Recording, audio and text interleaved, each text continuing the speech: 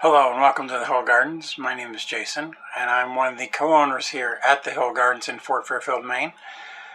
This is episode 2 of our Garden Gab series, and today we're going to be talking about the importance of location for your garden.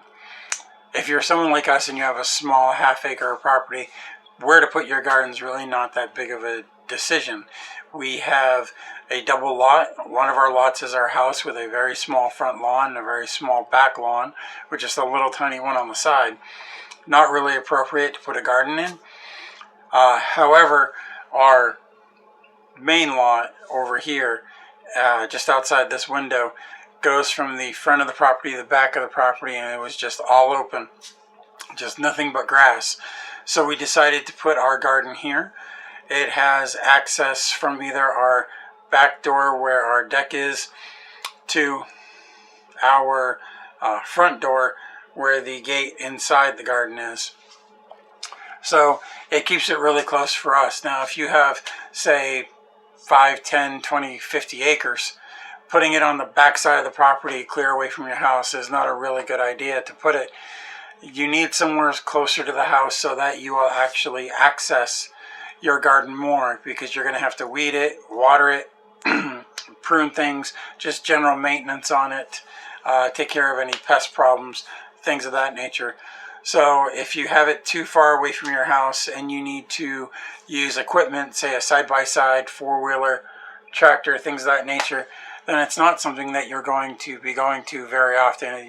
You're going to get to the point to where it's just going to be too tiresome to do.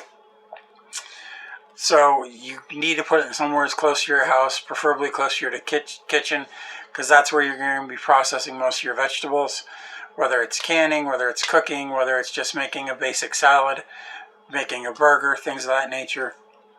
So closer to the kitchen the better, which is why we did our entire side yard from front to back.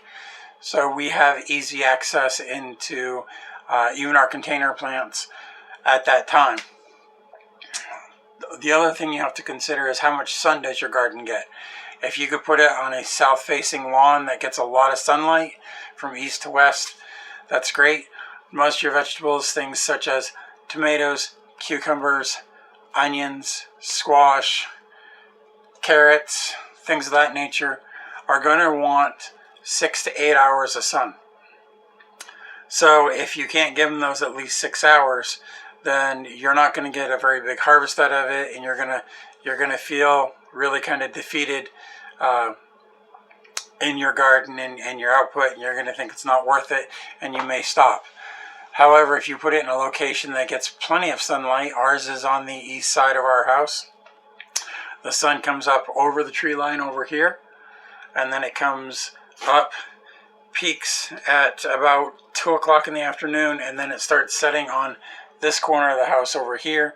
So our flowers and hanging pots on this side get plenty of sunlight. Our container garden on our grow tables gets its 8 hours, and inside the garden gets between 6 and 8 hours. The ones on the far back side over by our beehive get about 5 hours. So things back there is where we put our more like flowers and stuff like that don't require as much sun as, say, the garden itself does with all our tomatoes and onions and stuff. So we hope that we've given you a chance to go out during the day, or just even look out a window, see what areas get the most sunlight around 9 to 12, and then 12 to 3. So you can make a decision as to what is best for you and your garden. And then you can start laying out your garden, what size you can do, things of that nature. So I thank you for joining us today. This was episode 2 of the Garden Gab. And remember, keep your food spicy, your thumb green, and we'll talk to you later. Have a great day.